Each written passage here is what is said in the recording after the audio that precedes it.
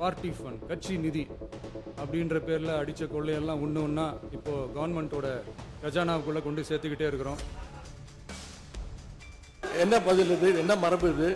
நீங்கள் இப்போ பேசிக்கிட்டே இருப்பீங்களா, நாங்கள் அதை பார்த்துக்கிட்டே இருக்கணுமா? இப்போவும் சொல்கிறேன், மக்கள் பணத்திலேருந்து ஒரு பைசா கூட தொடமாட்டோம், தொடவும் விடமாட்டோம், தொட்டா விடமாட்டோம், இதுக்கு முன்னாடி தொட்டவங்களையும் விடமாட்டோம். இங்க இருக்கிற நிறைய பேர் நடுங்கி போய் இதுல நம்ம மேல அவதூறு வேற. அவங்க தயவால தான் நம்ம ஆட்சி நடக்குதான், மக்கள் தயவால இந்த ஆட்சி நடந்துகிட்டு இருக்கு. இதுல எங்க இருந்து நாங்க தான் அனுப்பி வச்சோம்னா புரியலையே. மக்களுக்கு நல்லா புரியும், எல்லாத்தையும் தெளிவா பார்த்துக்கிட்டு இருக்கிறாங்க. உங்க அப்பா இங்க தான் இருப்பாருன்னு சொன்னாங்க, அதான் தேடிக்கிட்டு இருக்கேன். எங்க உங்க அப்பாவையே காணோம்? 5 நிமிஷம் பேசுனதுக்கே கொளத்தூர் இந்த ஆட்டம் அடிச்சு பேசுனா அப்புறம் என்ன பண்றது? மாண்புமிகு பேரவைத் தலைவர் அவர்களே, சட்டம் ஒழுங்கை பத்தி பேச்சு வந்தது. சட்டம் ஒழுங்கு சரியா இருக்கணும் அப்படின்றதுல எங்களுக்கு மாற்று கருத்தே கிடையாது. கண்டிப்பா லா அண்ட் ஆர்டர் கரெக்டா இருக்கணும், கரெக்டா இருக்கும், இருக்க வைப்போம். அதே மாதிரி பெண்கள் பாதிக்கப்படுறதையும் இங்கே யாராலையும் சகிச்சிக்கவே முடியாது. அதுக்கான கடுமையான நடவடிக்கைகள் நம்ம அரசு எடுத்துக்கிட்டு இருக்கிறோம். இந்த சிங்கப்பெண் சிறப்பு அதிரடி படை கூட அதுக்கான ஒரு ஃபர்ஸ்ட் ஸ்டெப் தான். அதே மாதிரி இந்த போதைப் பொருள் நடமாட்டம், அதை கண்ட்ரோல் பண்ணுறதுக்கும் நம்ம அரசு கடுமையான நடவடிக்கைகள் எடுத்துக்கிட்டு இருக்கிறோம். அதையும் கண்டினியூ பண்ணி எடுப்போம். மாண்புமிகு பேரவைத் தலைவர் அவர்களே, இப்போ நான் சொன்ன இந்த பிரச்சனைகள்லாம் இந்த 2026 போன மாதம் மே மாதம் 10ஆம் தேதி புதுசாக வந்துடல. இதெல்லாம் பல வருஷமாக இருக்கிற பிரச்சனைகள் தான், பல வருஷமாக கண்டுக்காமல் விட்ட பிரச்சனைகள் தான்.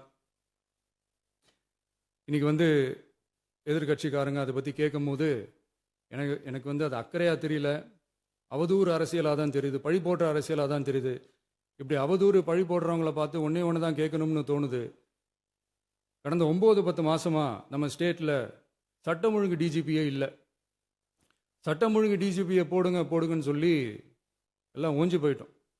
போன ஆட்சியில் நடந்ததுக்கெல்லாம் இப்போ தான் விடையே கண்டுபிடிக்கிறோம் நம்ம ஆட்சியில்.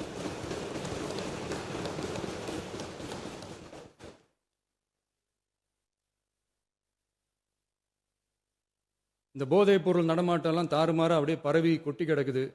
இதெல்லாம் இனிஷியல் ஸ்டேஜ்லேயே யார் கண்ட்ரோல் பண்ணியிருக்கணும்?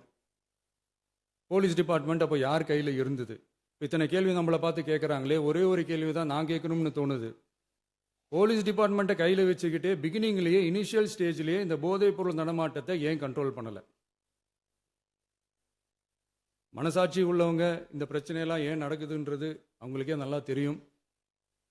இன்னைக்கு சட்டம் ஒழுங்கை பற்றி கேள்வி கேட்கக்கூடாதா அப்படின்னா தாராளமாக கேட்கலாம். இது ஜனநாயக அரசு, மன்னராட்சிலாம் கிடையாது, மனசாட்சி உள்ள மக்களாட்சி. அதனால் கேள்வி கேட்கலாம், எல்லாருக்கும் எல்லா உரிமையும் உண்டு. விமர்சனம் செய்யலாம், எல்லாருக்கும் எல்லா உரிமையும் உண்டு. ஆனால் நம்ம ஆட்சியில் என்ன நடவடிக்கைகள் எடுத்துருக்கோன்றது தெரிஞ்சுக்கிட்டு அதுக்கேற்ற மாதிரி ஒரு நடுநிலையாக பேசுனீங்கன்னா கொஞ்சம் நல்லாயிருக்கும். சட்டம் ஒழுங்கை பற்றி யாருக்கு என்ன யோசனை இருந்தாலும், மக்கள் நலனுக்காக யாருக்கு என்ன யோசனை இருந்தாலும் அதை தாராளமாக சொல்லலாம். நம்ம அரசு அது காது கொடுத்து கேட்கும். ஆனால் நம்ம அரசனுடைய நிர்வாகத்திறன் அதை பற்றி பேசுகிறவங்களுக்கு இந்த ஊரடிச்சு உலையில போட்டு ஊழல் மேலே ஊழலாக செஞ்சுக்கிட்டு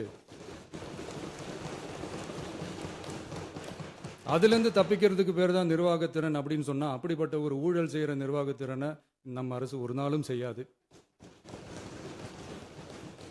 பெட்டியாக பணத்தை வச்சுக்கிட்டு, பெட்டியை வச்சே எல்லாம் செஞ்சுக்கிட்டு, போதைப் பொருள் பாதுகாவல் கழக மாடல் அரசாங்கம் செஞ்ச ஒவ்வொரு ஊழலாக வெளியில் வந்துக்கிட்டு இருக்கு. டாஸ்மாகில் அது என்னப்பா அது பேர், பார்ட்டி ஃபண்ட், கட்சி நிதி அப்படின்ற பேரில் அடித்த கொள்ளையெல்லாம் ஒன்று ஒன்றா இப்போது கவர்மெண்ட்டோட கஜானாவுக்குள்ளே கொண்டு சேர்த்துக்கிட்டே இருக்கிறோம். உட்காருங்க. மாண்புமிகு முதல்வர்கள் பதிலுரைக்கு பிறகு நேரம் தரேன். அப்போ அவங்க பேசட்டும். அவங்கள பேச அனுமதி. உட்காருங்க.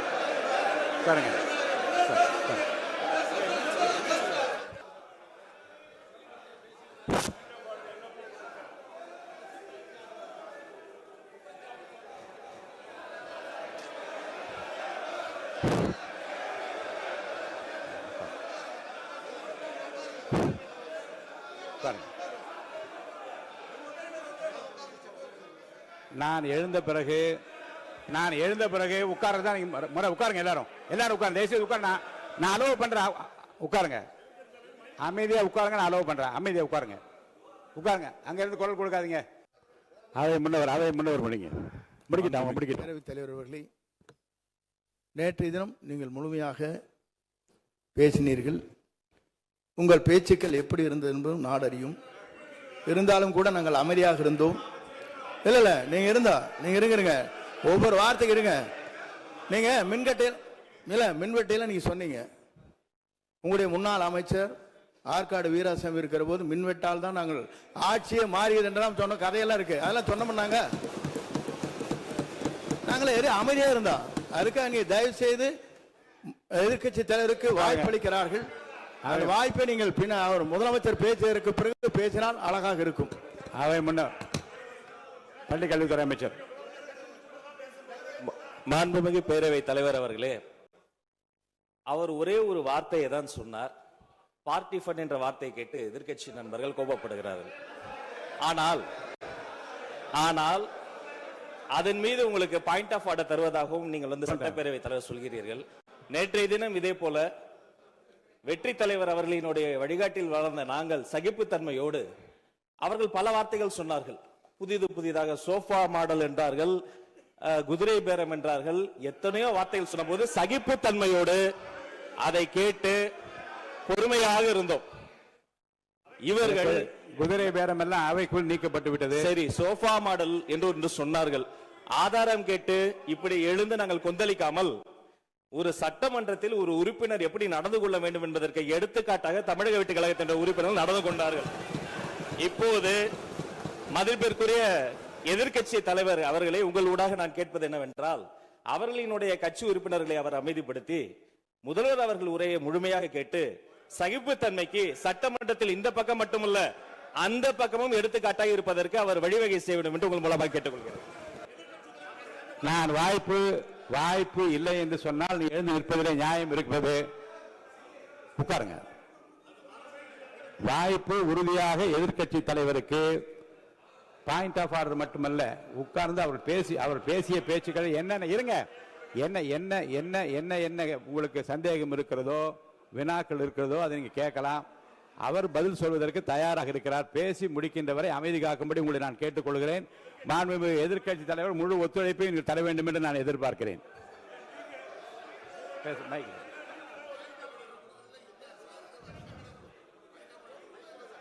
மைக் கொடுங்க. மாண்புமிகு எதிர்க்கட்சி தலைவர். பேரவைத் தலைவர், நீங்க உட்காருங்க. நேற்று நான் பேசும்போது சில அமைச்சர்கள் குறுக்கிட்டு பேசினாங்க, அதற்கு நீங்க அனுமதி கொடுத்தீங்க. அதே மாதிரி இன்னைக்கு முதலமைச்சர் பேசும்போது சில வார்த்தைகள், தவறான வார்த்தைகள் பேசுறாரு.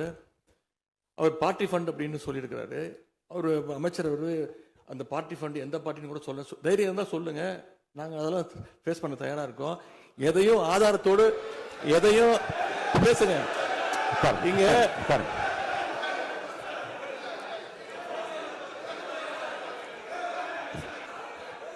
அது மாதிரி பேரவைத் தலைவர் அவர்களே, நேற்று நான் பேசி முடிஞ்சோடனே நீங்க அவை முடிஞ்சிருச்சுன்னு சொல்லிட்டீங்க.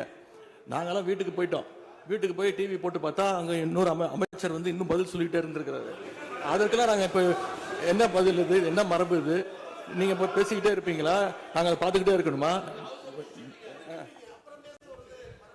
அதே மாதிரி இன்னைக்கு முதலமைச்சர் அவர்கள் பேசும்போது நாங்களும் அமைதியா கேட்டுக்கிட்டு தான் இருந்தோம். ஆனா சில கருத்துக்கள் அவர் பேசும்போது அதை நாங்க அனுமதிக்க முடியாது. ஆதாரத்தோடு ஏதாவது பேசணும்னா, குற்றச்சாட்டுகள் சொல்லும் போது ஆதாரத்தோடு சொன்னீங்கன்னா அதை நாங்க ப்ரூவ் பண்றதுக்கு தயாராக இருக்கு. மாண்புமிகு உறுப்பினர் அவர்கள் இருங்க. நேற்று மாண்புமிகு எதிர்க்கட்சி தலைவர்கள் பேசியதும், மாண்புமிகு பொதுப்பணித்துறை பேசியதும் ஆதாரம் இல்லாமல் பேசக்கூடாது என்று நான் சொன்னேன். ஆய்வு செய்து நீக்கப்பட வேண்டியது நீக்கும் என்று சொன்னேன். இப்போது மாண்புமிகு முதல்வர் அவர்கள் பேசி முடிக்கட்டும்.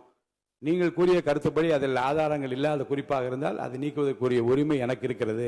ஆய்வு செய்து நான் நடவடிக்கை எடுப்பேன். இப்போது மாண்புமிகு முதலமைச்சர் அவர்கள் பேசலாம். இந்த டாஸ்மாக் மாதிரியே பல டிபார்ட்மெண்ட்லேயும், மறுபடியும் சொல்கிறேன், கட்சி நிதின்ற பேரில் அடித்த கொள்ளைய ஒன்று ஒன்றா கவர்மெண்ட்டோட கஜானாக்குள்ளேயே கொண்டு சேர்த்துக்கிட்டே இருக்கிறாங்க.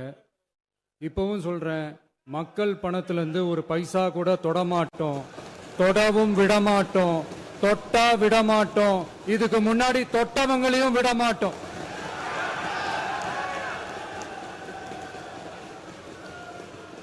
ஒவ்வொரு ஊழலா வெளியில வரும் போலயே ஒவ்வொரு வேஷமா கலைஞ்சிரும் போலயே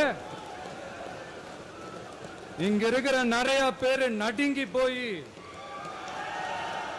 இதுல நம்ம மேல அவதூறு வேற.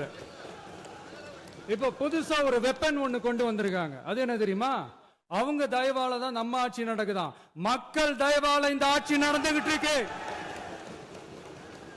மனசாட்சி உள்ள சக்திகளோட ஆதரவால இந்த ஆட்சி நடந்துகிட்டு இருக்கு. நாங்க தான் அனுப்பி வச்சோம் அப்படின்றாங்களே. அனுப்பி வச்சவங்களுக்கு மினிஸ்ட்ரியில இடம் கொடுத்தா ஏன் கதறீங்க? ஏன் இவ்வளவு கோபம்? ஏன் இவ்வளவு கதறல்ஸ்? இதுல இன்னொரு முக்கியமான விஷயம், மார்க்சிஸ்ட் கம்யூனிஸ்ட் கட்சி நமக்கு ஆதரவு கொடுத்தது சுயேட்சையா எடுத்த முடிவுன்னு சொல்றாங்க. அதே மாதிரி இந்திய கம்யூனிஸ்ட் கட்சி நமக்கு ஆதரவு கொடுத்தது சுயேட்சையா எடுத்த முடிவுன்னு சொல்றாங்க. இதுல எங்க இருந்து நாங்க தான் அனுப்பி வச்சோம்னா புரியலையே. மக்களுக்கு நல்லா புரியும், எல்லாத்தையும் தெளிவா பார்த்துக்கிட்டு இருக்கிறாங்க.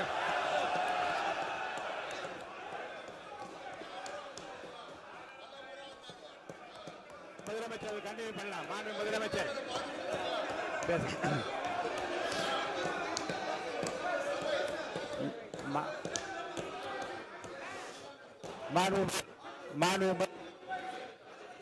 முதலமைச்சர் அவர்கள் கண்டினியூ பண்ணலாம். நீங்க கண்டினியூ பண்ணலாம்.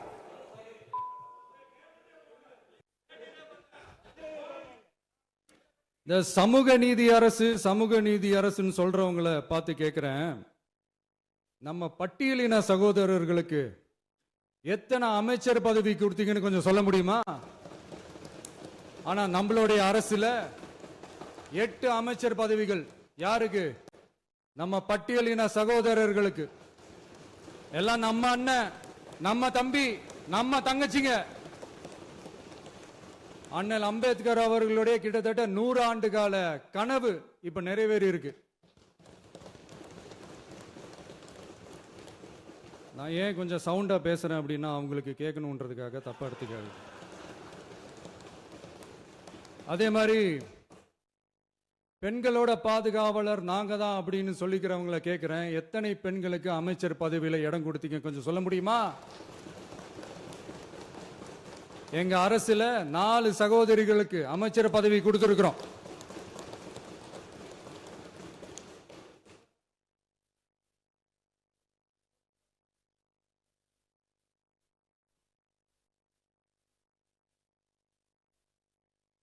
அதனால மக்களால் நிராகரிக்கப்பட்டு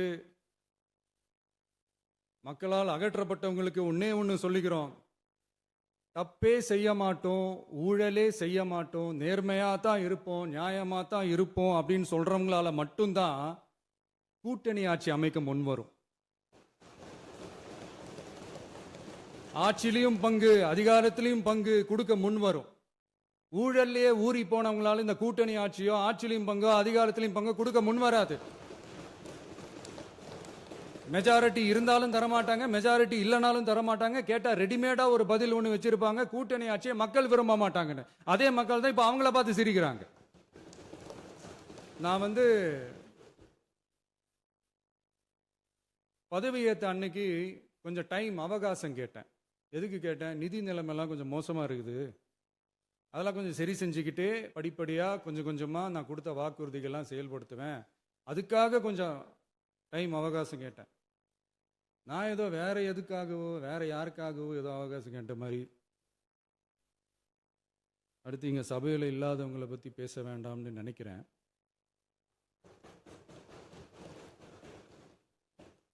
இங்கே நம்மளை பற்றி அவதூறு பரப்புறதோட மட்டும் இல்லாமல் இப்போ நம்ம மக்கள் மேலேயும் அவதூறு பரப்ப ஆரம்பிச்சிட்டாங்க. மக்கள் நமக்கு ஓட்டு போட்டது தப்பான், குடும்பமா நமக்கு ஆதரிச்சது தப்பான். இது இப்போ இல்லை, நான் சொல்றது எம்ஜிஆர் அவர்கள் காலத்திலேருந்தே. அப்பவே அவர் ஜெயிச்சப்போ அதே மக்களை தப்பு தப்பா பேசுறது. மக்கள் என்ன பண்ணிட்டாங்க, எம்ஜிஆர் என்ன பண்ணிட்டாரு, எம்ஜிஆர் என்ன இது பண்ணிட்டாரு. 50 வருஷமா ஒரே டெக்னிக்கா.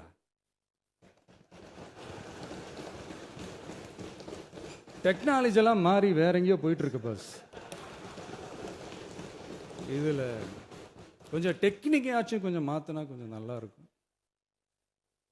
அதனால மக்களுக்கு யூஸ்ஃபுல்லா இருக்கிற மாதிரி இந்த ஆக்கப்பூர்வமான கருத்துக்களோ ஆக்கப்பூர்வமான யோசனைகளோ இருந்தா சொல்லுங்க. அதை நாங்கள் டெஃபரெண்டாக எடுத்துக்கிறோம். ஆனால் அதை விட்டுட்டு இந்த நக்கல், நையாண்டி, சம்பந்தம் இல்லாத பேச்சு இதெல்லாம் பேசிட்டு அப்புறம் முதல்வர் பதில் சொல்லலை, முதல்வருக்கு பதில் சொல்ல தெரில அப்படின்னா அப்புறம் என்ன சோஃபா மாடல் ஆட்சியா? அது என்னன்னு புரியறதுக்கு எனக்கு ரொம்ப நாள் ஆச்சு. இந்த sofa set, table chair, teapoy, furniture பிஸ்னஸ்லாம் வேற எங்கேயா வெளியில் போய் பண்ண சொல்லுங்க. அப்படி அந்த பிஸ்னஸ் தான் பண்ணணும்னா நிறைய பிஸ்னஸ் பண்ணுற மாதிரி வெளியில் போய் பண்ண சொல்லுங்க, இங்கே சட்டசபைக்குள்ள வேணாம். அதனால் ஆக்கப்பூர்வமான கருத்துக்கள் இருந்தால் சொல்லுங்க. டெஃபினட்டாக அது சரியாக இருந்தால் நாங்கள் ஏற்றுக்கிறோம். எனக்கு ஒரு குட்டி கதை ஒன்று ஞாபகம் வருது, சொல்லாமா? ஒரு ஊரில் ஒரு பெரியவர் வெயில் ரொம்ப ஜாஸ்தியாக இருக்குன்னு சொல்லிட்டு கண்ணுக்கு மேலே கை வச்சுக்கிட்டு இப்படி சுற்றி முற்றி தேடிக்கிட்டு இருந்தாராம். அப்போ கூட இருந்த ஒரு சின்ன பையன் என்ன தேடுறீங்க அப்படின்னு கேட்டானா. அதுக்கு அந்த பெரியவர் சொன்னாரா, அது ஒன்றும் இல்லை தம்பி, உங்கள் அப்பா இங்கே தான் இருப்பாருன்னு சொன்னாங்க, அதான் தேடிக்கிட்டு இருக்கேன். எங்க உங்கள் அப்பாவையே காணோம்?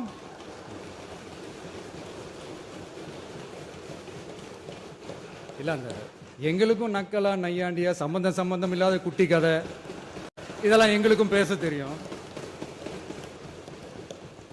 அந்த கதையில பெரியவர் அப்படி சொன்னாராம், தப்பா எடுத்துக்காதீங்க. அந்த கதையில பெரியவர் அப்படி கேட்டாராம். அதனால யாரும் இங்க டென்ஷன் ஆக வேணாம். அதனால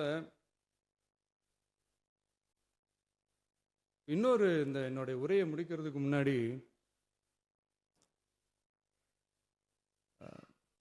போயிட்டாங்க, பேசலாமா? நிறைய உங்க கருத்துக்களை நீங்க முழுமையாக மன நிறைவோடு பேசலாம்.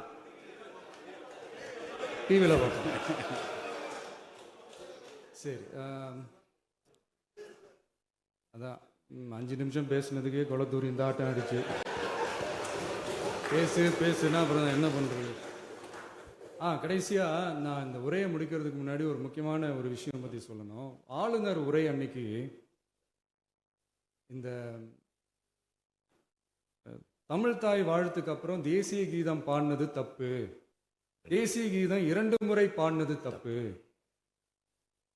அப்படி ஒரு நிகழ்வு இதுக்கு முன்னாடி இந்த சட்டசபையில நடந்ததே கிடையாது, அந்த மரபே மாத்திட்டீங்க, இப்படி ஒரு பெரிய ஒரு போர் மாதிரி எதிர்கட்சியை சார்ந்தவங்கலாம் சொன்னாங்க இல்லையா? அந்த மாநில உரிமை போராளிகளை, அந்த மரபு காக்கிற உரிமை போராளிகளை ஒரே ஒரு கேள்விதான் கேட்கணும். 2021 ஆகஸ்ட் 2 ஞாபகம் இருக்கா? Centenary celebration of Tamil Nadu legislature. அந்த ஃபங்க்ஷனில் நம்ம முன்னாள் முதலமைச்சர் கருணாநிதி அவர்களோட கலைஞர் அவர்களுடைய கலைஞர் அவர்களுடைய புகைப்படத்தை மாண்புமிகு குடியரசுத் தலைவர் திறந்து வைக்கிற ஒரு ஃபங்க்ஷன். அந்த ஃபங்க்ஷனில் national anthem followed by Tamil Thai Vazhthu அப்படின்னு அறிவிச்சது ஞாபகம் இருக்கா? அதாவது தேசிய கீதத்துக்கு அப்புறமா 2வது முறையா, நோட் திஸ் பாயிண்ட் மாண்புமிகு பேரவைத் தலைவர் அவர்களே, ப்ளீஸ் நோட் திஸ் பாயிண்ட். தேசிய கீதத்துக்கு அப்புறம் 2வது முறையாக தமிழ் தாய் வாழ்த்து பாடப்படும் அப்படின்னு சொன்னது ஞாபகம் இருக்கா? அதுவும் முத்தமிழ் அறிஞர் அப்படின்னு சொல்ற நம்ம கலைஞர் அவர்களுடைய அந்த புகைப்படம் வெளியிட்டு விழாவில் அவர் இருந்த இதே சபையில தமிழை 2வது இடத்துக்கு தள்ளினது யாருன்னு ஞாபகம் இருக்கா? அது மட்டும் இல்ல, அந்த தேசிய கீதத்தை நாட்டுப்பண் நேஷனல் ஆந்தம்னு சொல்லி அதே ஃபங்க்ஷன்ல கடைசியா ஃபங்க்ஷன் முடியும் போது செகண்ட் டைம் தேசிய கீதம் பாடினதும் ஞாபகம் இருக்கா? இதே அவையில் தான், அது அவை குறிப்பிலும் இருக்கிறது, இதே அவையில் தான் நடைபெற்றது. இந்த தக்க நேரத்தில் இந்த ஆதாரங்களை அளித்த மாண்பு முதல்வர்களுக்கு நன்றியை தெரிவித்துக் கொள்கிறேன். ஏதாவது டவுட் இருந்தால் இந்த புக்கை பார்த்து தெரிஞ்சுக்கலாம். அதனால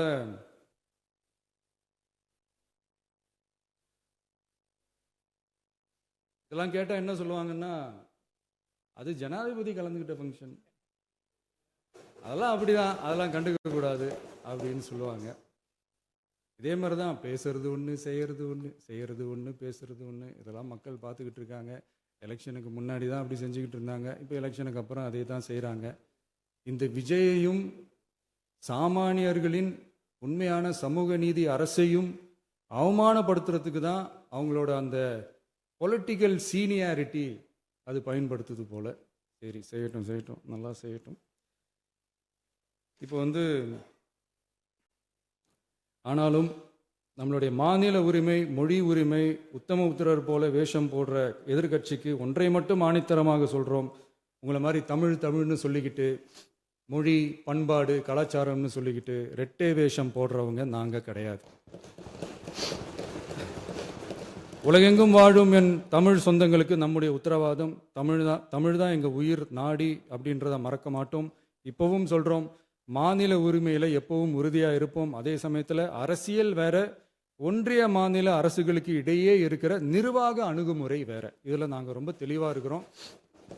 அதனால் எங்களுக்கு பாடம் எடுக்கிறதா நினச்சிக்கிட்டு உங்கள் வேஷத்தை நீங்களே கொஞ்சம் கொஞ்சமாக கலைச்சிக்கிட்டே வரீங்க, மறந்துடாதீங்க. அப்புறம் நேற்று எதிர்கட்சி தலைவர், மாண்புமிகு எதிர்கட்சி தலைவர் பேசும்போது நிறைய பேசினாங்க. அதில் ஒன்று மட்டும், அரசு சொல்கிறதா நினச்சிக்கிட்டு நம்மளை இன்டைரக்டாக ஈவில் அப்படின்ற அந்த வார்த்தையை யூஸ் பண்ணாங்க. எனக்கு ஒன்று தான் சொல்லணும்னு தோணுது. ஈவில்ஸ்னு டெவில்ஸ் பேசக்கூடாது.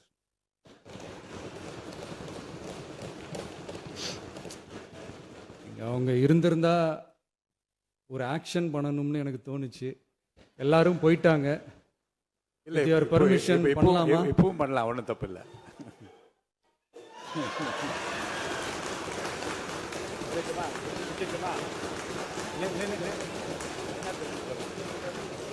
யார் சொல்லணும்? எழுந்து சொல்லணும், உட்காந்து சொல்லட்டுமா?